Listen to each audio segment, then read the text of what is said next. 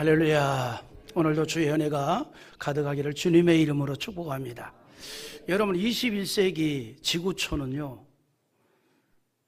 역사 이래 인류의 역사상 아마 가장 좋은 시대를 살아가고 있지 않나, 그런 생각을 갖습니다. 여러분, 인류의 역사 이래 지금처럼 좋은 시대가 없잖아요. 인간의 수명은 길어졌지요. 모든 면에서 편리한 삶을 누립니다.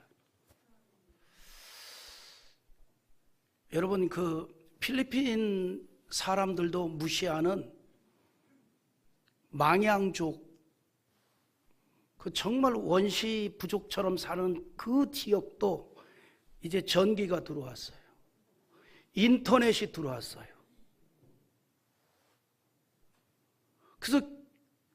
그래서 거기서도 유튜브가 돼요. 놀랄 일이죠. 그러니까 이제 마음이 좀 다급해집니다. 저들이 세상을 알기 시작한 거예요. 주님과 멀어질 수 있는 확률이 또 높아진 겁니다. 아무튼 지금 21세기 지구촌은요, 정말 모든 면에서 편리한 삶을 살아가고 있습니다. 지금은 개인이 건강 관리를 잘하면 그냥 100세까지는 하품만 하면 갑니다. 그냥 가요. 그냥 실수하면 110살까지도 갑니다. 지금은 시대가 그랬어요. 물론 그렇다고 우리 시대가 전혀 걱정도 없고 염려가 없는 시대라는 얘기는 아닙니다. 과거에는 고민하지 않아도 될 문제들이 생겨나고 있습니다. 과거에는 고민하지 않아도 될 문제가 생겨났다는 거죠. 우리의 환경이 심각하게 오염되고 있어서 그것이 사람들의 생존에 위협을 하고 있지요. 해양 쓰레기로 인해서 바다가 심각하게 오염되어 있습니다. 우리 방송에서도 많이 보잖아요. 플라스틱이 한번 이 생성이 되면 없어지질 않잖아요. 해양의 이 생태계에 많은 어려움을 가져옵니다. 강과 하수가 오염이 됩니다. 또 하나는 정보 기술로 인하여 사생활에 대한 침해가 심각해졌습니다. 지금은 하나님이 안 보셔도 온 세상이 다 쳐다봅니다. 우리는 지금 가장 좋은 시대를 살아가고 있고 과학 발전의 결과물을 영위하고 있지만 그에 따른 문제도 함께 가고 있다는 거죠. 그런 문제들 가운데는 인간의 힘으로는 어떻게 해결할 수 없는 것들도 너무나 많이 있습니다. 너무나 많이 있죠. 여러분, 우리 처음 퍼스널 컴퓨터가 이제 대중화됐을 때 부모네들끼리 그런 말 하잖아요. 절대 컴퓨터를 방 안에 두지 말고 거실에다 둬라. 왜냐하면 컴퓨터 안에서 좀 안 좋은 것을 볼 수 있으니 방에다 두지 말고 거실에다 두자. 여러분, 그때 나온 컴퓨터보다 지금은 1000배나 속도가 빠르고 10,000배나 빠른 고성능 컴퓨터를 우리 학생들이 전부 손에 하나씩 다 들고 있어요. 다 가지고 있습니다. 이건 물리적으로 제어가 불가능한 거죠. 안 되는 겁니다. 이 세상에 인간의 힘으로 어떻게 할 수 없는 게 더 많아지고 있는 거죠. 이처럼 세상의 여러 가지 부정적인 문제들 중에서는 우리의 힘으로 바꿀 수 없는 역부족인 것들이 너무나 많습니다. 그러나 한 가지, 우리는 그런 문제들을 우리의 힘으로 바꿀 수는 없지만 그것을 대하는 우리 자신은 바꿀 수 있다는 것, 이게 중요한 문제예요. 산재된 문제들을 우리의 힘으로는 바꿀 수 없지만 그러나 그 속에서 살아가는 나 자신은 바꿀 수 있다는 것, 이것 하나가 우리의 희망인 거예요. 나 자신은 바꿀 수 있다. 우리 사회에 심각한 문제가 있을 때 그것을 우리의 힘으로 제어하고 변화시킬 수는 없을지라도 그 사회 속에서 살아가는 나 자신은 변화시킬 수 있다는 거예요. 그리고 나 한 사람의 긍정적 변화는 우리 사회를 긍정으로 변화시키는 작은 시작이 될 수 있다는 겁니다. 이것을 교회에 그리고 나의 신앙에 한번 적용해서 생각해 봅시다. 우리 시대의 한국 교회는 지금 우리 사회에서 심각하게 외면을 당하고 있습니다. 외면 정도가 아니라 공격을 당하고 있습니다. 심지어는 기독교인들조차도 교회에 대해서 부정적으로 말하는 일에 주저함이 없습니다. 마치 주님의 몸된 교회를 하나님이 포기한 것으로 생각할 정도로 교회를 폄하하는 일에 기독교인들도 주저함이 없이 참여합니다. 그런데 우리는 한국 교회에 대해서 문제가 있다고 생각하는 것으로만 끝나는 것이 아니라 그 주제를 나에게 끌고 와야 합니다. 그리고 신앙적으로 나를 판단하고 나를 볼 수 있어야 합니다. 그 주제를 나에게로 끌고 오라는 거예요. 그리고 나를 신앙적으로 판단할 수 있어야 된다는 겁니다. 하나님이 원하시고 기뻐하는 신앙의 길을 걸어가고 그걸 향해서 변화되어 가고 있는 나를 볼 수 있어야 한다는 거죠. 그리고 그것을 위해서 힘쓰는 자가 되자는 겁니다. 여러분, 20세기 아주 유명한 사회 비평가가 있습니다. 본래 이분이 목사님이에요. 그런데 나중에는 이제 목회 사역보다 이 사회적 계몽운동을 하는데 더 많이 활동했던 분입니다.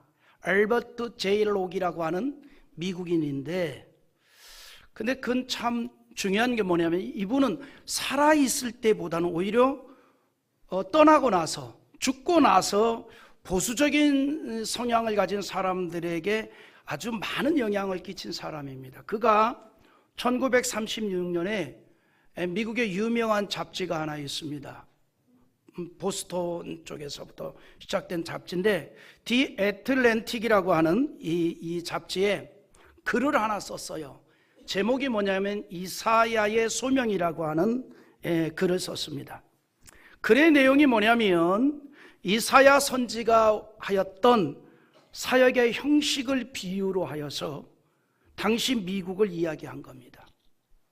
여러분, 1930년대 미국은요 굉장히 혼란했지 않습니까? 세계대전을 치르면서 경제적인 공황이 왔고 또 실용주의 문화가 들어오면서 정통적인 그런 어떤 이 사회의 틀이 흔들려 버리는 그런 상황이었습니다. 거리마다 아주 그 슬럼프에 빠진 자들이 즐비했다 이 말이죠. 그때에 이스라엘 백성에게 심판과 멸망을 외쳤던 이사야 선지자의 비유를 들었습니다. 여러분, 이사야 선지자는 원래 귀족 출신 선지자입니다. 그리고 이사야가 활동을 할 때 이스라엘이라고 하는 이 사회는 어둠이었어요. 종교적으로도 또 사회적으로도 미래가 보이지 않았어요. 그럴 때 이사야 선지가 메시지를 외쳤는데 이사야 선지가 메시지를 외치는 형식이 조금 다른 선지자와는 달랐어요. 수많은 대중들을 상대로 메시지를 외친 게 아니었습니다. 다시 말해서 대중의 변화를 목표로 두고 메시지를 외친 게 아니라 그래도 그 속에서 여호와 하나님을 찾는 지극히 작은 소수를 향해서 메시지를 외쳤습니다. 저들만이라도 있다면 절망적인 이 이스라엘을 다시 한번 세울 수 있을 것이다. 이사야가 외쳤던 메시지가 그러했습니다. 그걸 비유를 들어서 이사야의 사명이라는 글을 기재를 했던 겁니다. 다시 말해서 지금 미국이 절망처럼 보이지만 그러나 미국 전체 대중을 향해서가 아니라 소수의 변화만 이루어진다면 미국은 희망이 있다. 그가 전한 메시지의 중심 내용입니다. 이사야서를 보면 그런 내용이 참 많이 담겨져 있어요. 이스라엘이 무너지고 사라지는 것 같아도 그 가운데 구루터기 같이 작은 소수만 살아있다면 이스라엘이 다시 일어날 수 있습니다 라고 하는 메시지를 전했습니다. 그 중에 하나가 이사야 6장 13절인데 같이 한번 읽어봅니다. 그 중에 10분의 1이 아직 남아있을지라도 이것도 황폐하게 될 것이나 밤나무와 상수리나무가 배임을 당하여도 그 구루터기는 남아있는 것 같이 거룩한 씨가 이 땅에 구루터기니라 하시더라. 아멘. 엘버트 제인옥은 바로 이 같은 이사야의 메시지를 빌려서 미국의 소망을 외쳤던 겁니다. 20세기 초 앞서 말씀드린 대로 미국이 대단한 혼란이었습니다. 희망이 없어 보입니다. 그러나 그 가운데서 소수의 거룩한 자만 있다면, 소수의 바른 정신을 가진 자들이 있다면 미국은 희망이 있습니다라고 하는 메시지를 전한 거예요. 그는 그 시대의 미국의 미래를 보았습니다. 미국이 황혼의 때에 이사야가 그랬던 것처럼 지금 당장의 대중이 아니라 훗날 무너진 문명을 다시 일으킬 소수의 렘넌트를 목표로 삼아야 한다라고 설파했던 겁니다. 남은 자들, 진리 안에 남은 자들, 거룩함에 남은 자들, 렘넌트를 외쳤던 거예요. 그의 렘넌트 정신은 거센 시류를 막아내거나 방향을 바꾸는 것이 아니라 당시 사회의 흐름에 쓸려나가지 않을 소수의 남은 자를 말하는 겁니다. 제인옥은 1945년 조용히 세상을 떠났지만 그 이후 제인옥의 렘넌트 정신은 놀라운 힘을 발휘했습니다. 그의 사상은 훗날 윌리엄 버클리를 비롯한 수많은 보수주의 사상가들에게 중요한 정신적 버팀목이 되었습니다. 세상이 다 타락하고 어두워진 것만 같아도 그 속에 제대로 된 자 소수만 있다면 그가 구루터기가 되어서 때가 되면 다시 싹이 나고 줄기가 자라고 열매를 맺게 될 것이다. 그거예요. 그래서 많은 이 사회의 철학자들이 무엇보다 대중 전체를 설득하기보다는 소수의 남은 자들을 발굴하겠다는 발상, 전략적으로 매우 유익했던 겁니다. 엘버트 제인옥의 이 렘넌트 정신이 담긴 유명한 말이 있습니다. 그가 이런 말을 했어요. 당신의 인생에서 가장 중요한 일은 이전보다 나아진 한 명의 개체가 되는 것이다. 당신에게 있어서 정말 중요한 일은 과거보다 좀 더 나아진 나 한 명의 개체가 된다는 거예요. 그러면서 성장한 자신의 모습을 사회에 보여주는 것, 당신이 스스로 성장할 때에 사회 전체의 수준도 함께 높아지고 그리고 이것은 전적으로 당신의 통제하에 있을 것이다, 이런 말을 합니다. 한국교회가 타락했습니까? 한국교회가 소망이 없습니까? 대한민국이 절망적입니까? 여러분 한 명이라도 믿음으로 사십시오. 여러분 한 사람이라도 바르게 사십시오. 여러분 한 사람이라도 옳은 생각으로 땀을 흘리면서 살아갈 생각을 하십시오. 누구에게 얘기할 필요가 없습니다. 내가 남은 자가 되면 됩니다. 내가 렘넌트 정신을 가지고 구루터기가 되면 된다는 겁니다. 그러면 한국교회도 소망이 있고 우리의 조국 대한민국의 미래에도 소망이 있게 되는 줄 믿습니다. 우리에게 정말 중요한 것은 그거예요. 내가 변화된 자가 되리라. 지금보다 더 나은 믿음의 사람이 될 것이고 지금보다 더 나은 사회인이 될 것이다. 우리에게 필요한 것이 바로 그런 정신이에요. 알버트 제인옥은 우리 사회의 변화에 대해서 개인에 집중하지 아니하고 집단적인 변화를 주장하는 사람들이 하는 행동은 오로지 선동이고 들끓는 군중을 위한 자극적 거짓과 선전구호라고 외쳤습니다. 1930년대에도 그런 일들이 많았다는 얘기입니다. 군중들을 선동을 합니다. 자극적인 거짓과 선전 구호를 외칩니다. 그것이 미국의 미래를 만들어낼 수 없다는 거예요. 그것이 사회를 완전하게 변화시킬 수 없다는 겁니다. 여러분, 사회는 군중을 선동하거나 외쳐서 변화시키는 것이 아니라 사회의 개체가 되는 개인이 변화되어야 사회가 변화됩니다. 그래서 우리가 이 렘넌트 정신을 우리 신앙의 뿌리를 내리자는 거예요. 이사야 선지를 통해서 전해진 말씀처럼 아무리 사회가 병들어서 미래가 희망으로 보이지 않아도 자신의 변화를 원하는 소수의 사람들이 있다면 미래는 희망이라는 겁니다. 밤나무와 상순의 나무가 배임을 당하여도 그 그루터기는 남아있어서라고 그랬습니다. 다시 자라나게 됩니다. 다시 자라나게 됩니다. 제가요 제일 싫어하는 단어가 뭔지 알아요? 될 대로 되랍니다. 이 말을 하는 건요 비겁한 거예요. 대단히 비겁한 겁니다. 하나님께서 자기에게 주신 시간과 그리고 가능성을 스스로 포기하는 일이기 때문입니다. 그래서 제가 제일 싫어하는 게 될 대로 되라는 거죠.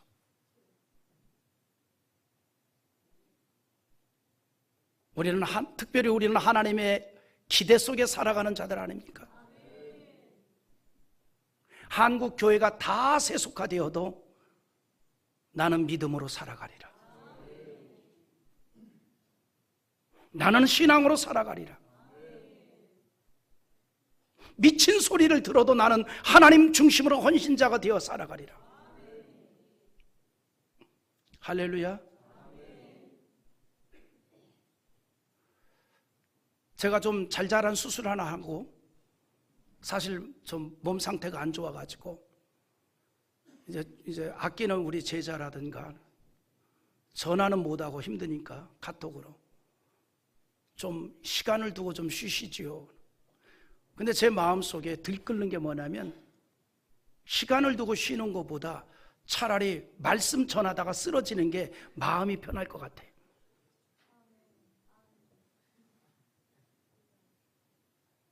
그래서 억지로 예배를 인도했는데 그러다 보니까 더 빠르게 회복이 된 것 같아요. 더 빠르게.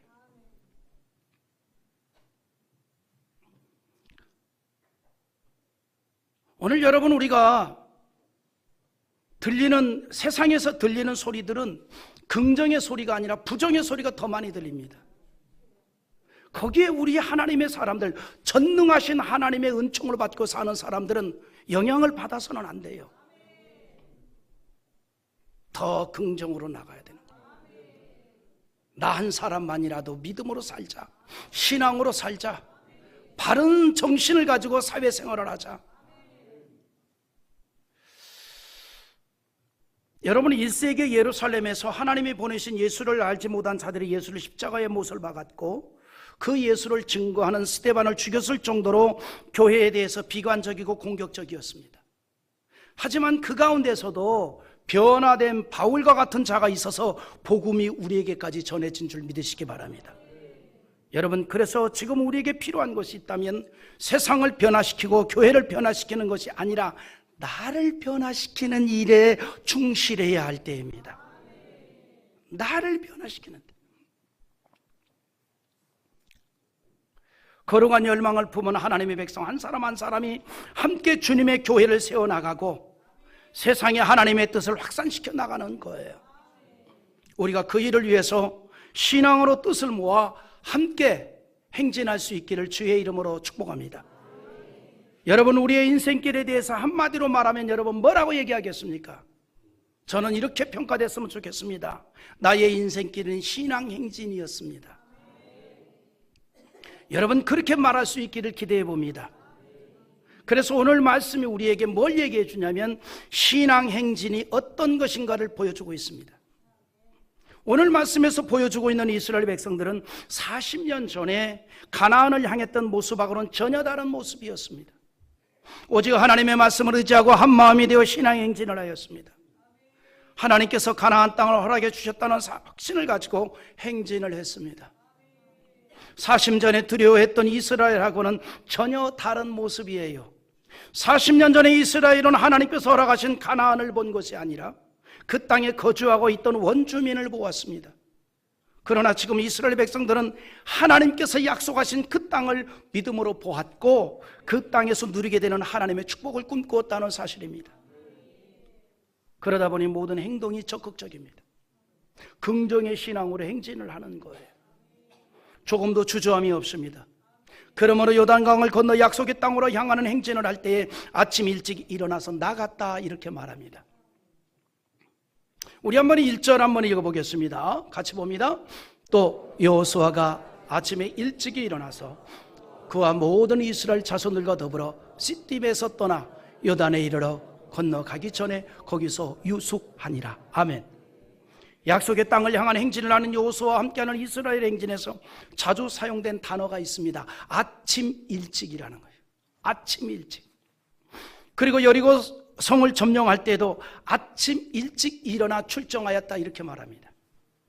아이성을 정복할 때에도 아침 일찍 출정하였다 이렇게 말합니다. 여호수아는 하나님의 말씀을 할 때에 적극적이고 능동적으로 행동을 하였다는 겁니다. 그것을 말해주는 게 아침 일찍입니다. 믿음의 조상 아브라함의 신앙의 행동에서 가장 대표되는 게 뭐예요? 하나님께 제단을 쌓고 제사를 드리는 일이었지 않습니까? 이런 모습이 하나님에 대한 아브라함의 신앙을 대변해 주고 있습니다. 하나님께 제사를 드리는 일은 아브라함의 신앙 자존심이었던 거예요. 그런데 그 신앙을 흔들어 버릴 일이 생겼습니다. 너가 그렇게 제사에 열정이 있느냐? 너가 그렇게 예배에 열심히 있느냐? 그렇다고 한다면 너의 아들 이삭을 제물로 드려서 제사를 한번 드려봐라. 그런데 아브라함은 하나님의 그 말씀에 조금도 주저함이 없이 이른 새벽에 이렇게 말합니다. 아침 일찍 제사 드릴 준비를 하고 모리아 산을 향하여서 갔습니다. 하나님의 말씀이 어떤 말씀이라 할지라도 주저함이 없었다는 겁니다. 긍정적으로 능동적으로 아멘하고 받았다는 거예요. 창세기 22장 3절 한번 같이 읽어봅니다. 아브라함이 아침에 일찍 일어나 나귀의 한 장을 지우고 두 종과 그의 아들 이삭을 데리고 번제에 쓸 나무를 쪼개어 가지고 떠나 하나님이 자기의 일러 주신 곳으로 가더니 할렐루야. 하나님의 말씀에 대해서 긍정적이고 적극적입니다. 아침 일찍 이렇게 말해주고 있어요. 아브라함이 하나님의 말씀에 적극적이었던 것처럼 여호수아도 마찬가지입니다. 여기에서 중요한 것은 하나님의 말씀에 대해서 절대적인 순종을 보였던 여호수아와 이스라엘 백성들이 함께 하였다는 거예요. 마음이 하나가 됐습니다. 여러분, 멋있는 교회는 어떤 교회가 멋있는 교회냐면 목사와 성도가 한 마음으로 여호와의 말씀을 붙잡고 나가는 교회가 멋있는 교회예요. 창대교회가 그런 교회인 줄 저는 자부합니다. 지금 아멘이 작은 분들은 옆 동네에서 온 것 같아요. 하나님의 복을 받은 신앙인들은 한결같이 적극적이고 능동적인 신앙의 사람이었습니다. 부활의 첫 영광을 체험한 사람들도 새 아침을 밝힌 자들 아닙니까? 예수님을 따랐던 마리아는 이른 새벽에 예수님의 무덤을 찾았습니다. 거기에서 부활하신 주님을 제일 처음 경험하게 됩니다. 제일 처음 만나게 되었습니다. 이처럼 하나님은 적극적이고 능동적인 신앙을 가지고 행진하는 인생길을 축복하는 줄 믿으시기 바랍니다.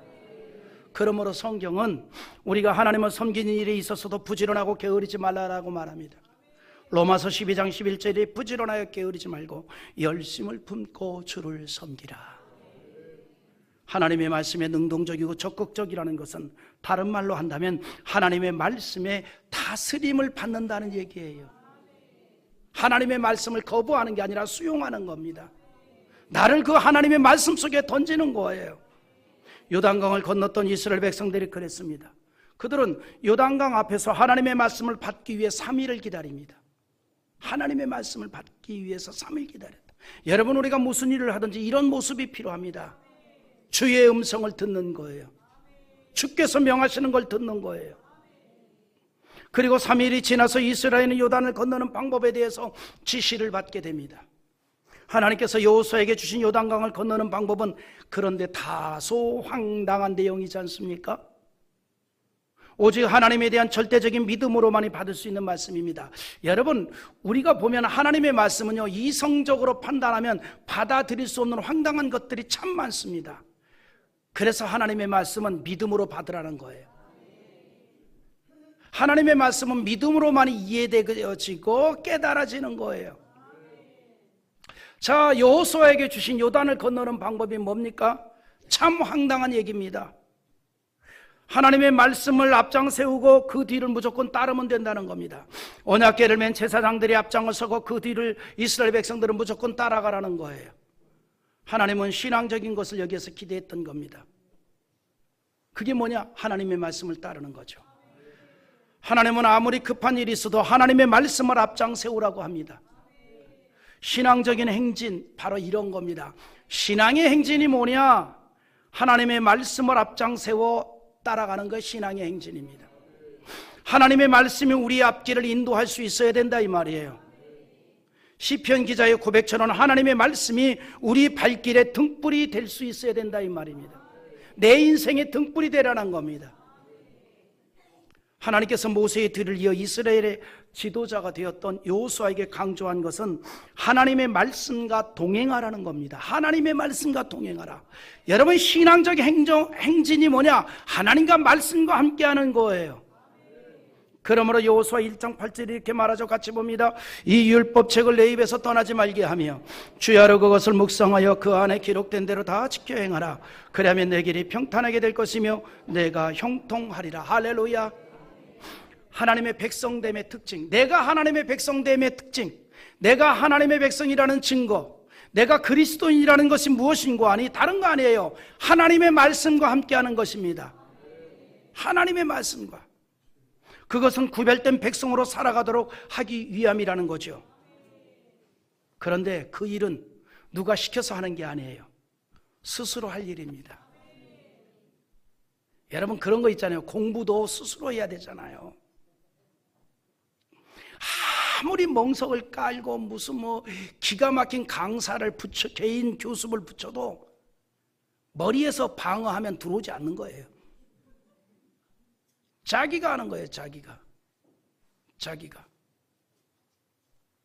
여러분, 진짜 제 친구 중에, 지금은 세상은 떠났지만 콜롬비아 대학에 그 장학생으로 가서 거기서 철학 박사 학위를 받은 친구가 하나 있었는데, 자기 고등학교 얘기를 하는 거예요.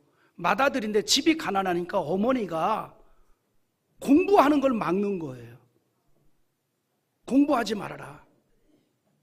고등학교도 졸업을 하지 말라 그랬대요. 그런데 고모가 연세대학교 의대 교수인데, 아니다, 그래도 사람이 공부는 해야 된다. 그래서 내가 고등학교까지는 보내줄 테니 공부를 해라. 근데 어머니는 고등학교 가지 말고 공장 다녀라. 하여튼 이상한 엄마였던 것 같아. 그래가지고 중간고사, 기말고사 할 때 늦게까지 공부하려고 그러면 와가지고 등을 꺼버려요.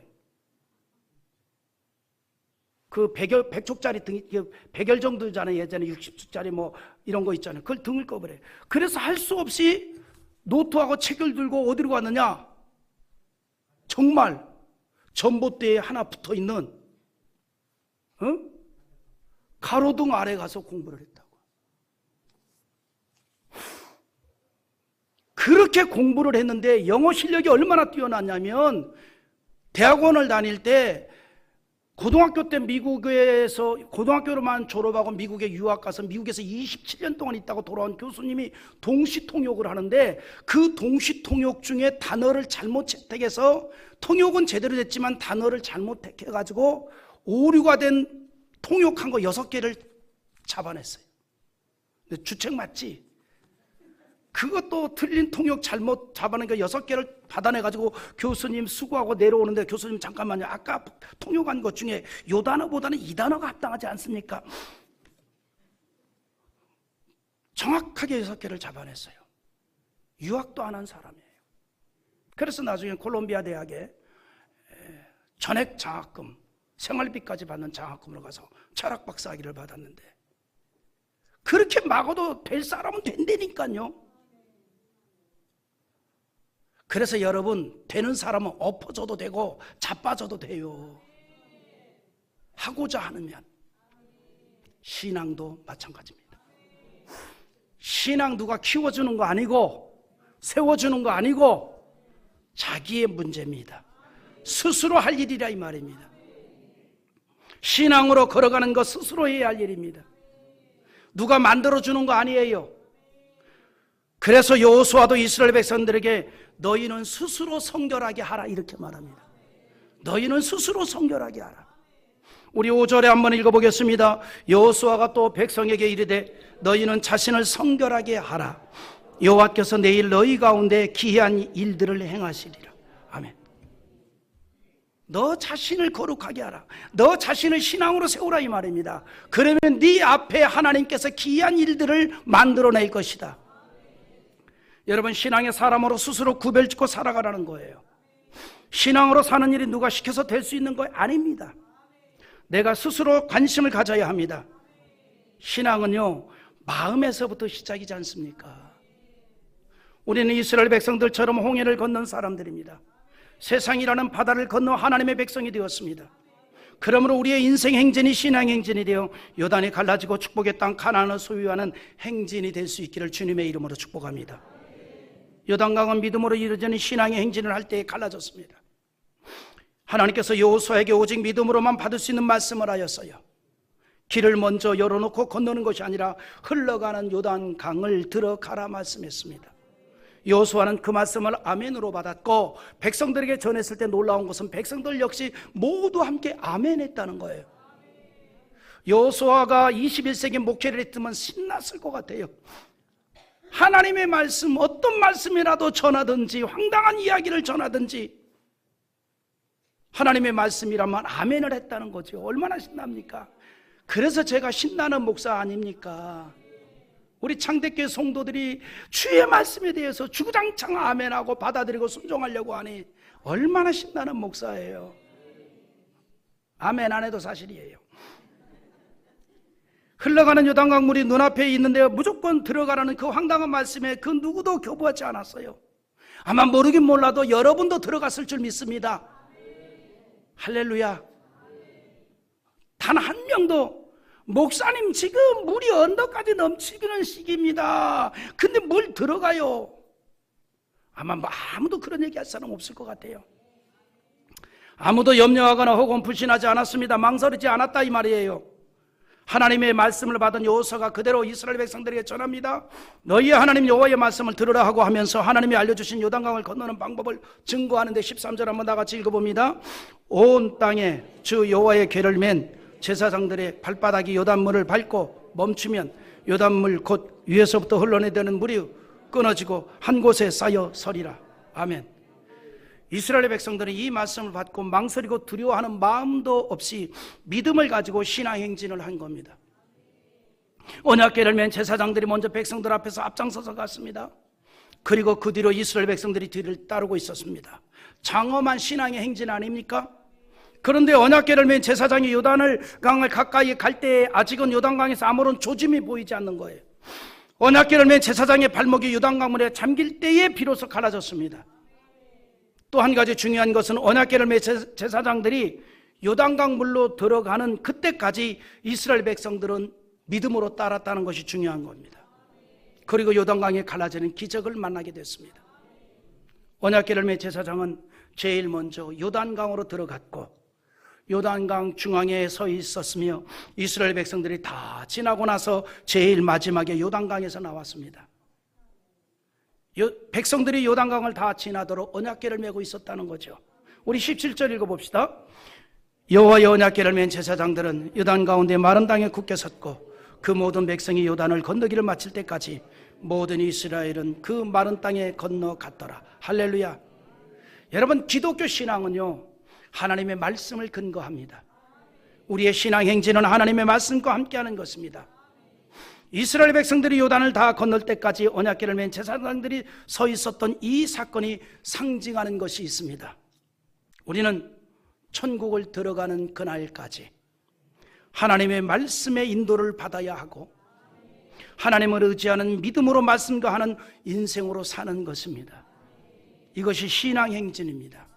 그리고 그런 신앙행진에 하나님의 은총이 나타나게 될 줄 믿습니다. 우리는 세상 사람과 다릅니다. 천국을 소망하면서 살아가는 인생입니다. 다시 말해서 우리의 인생 행진은 신앙 행진이 되어야 한다는 겁니다. 우리의 삶에 대해서 신앙의 행진을 하였다는 소리를 들을 수 있기를 기대합니다. 여러분, 결론입니다. 이 일을 위해서 우리가 힘써야 할 것이 있다면 이런 겁니다. 공예배를 드리십시오. 가정예배를 드리십시오. 영의 양식이 되는 성경 읽는 일에 힘쓰십시오. 우리의 삶의 현장에서 하나님의 손길을 체험하는 신앙 행진이 이루어질 줄 믿습니다.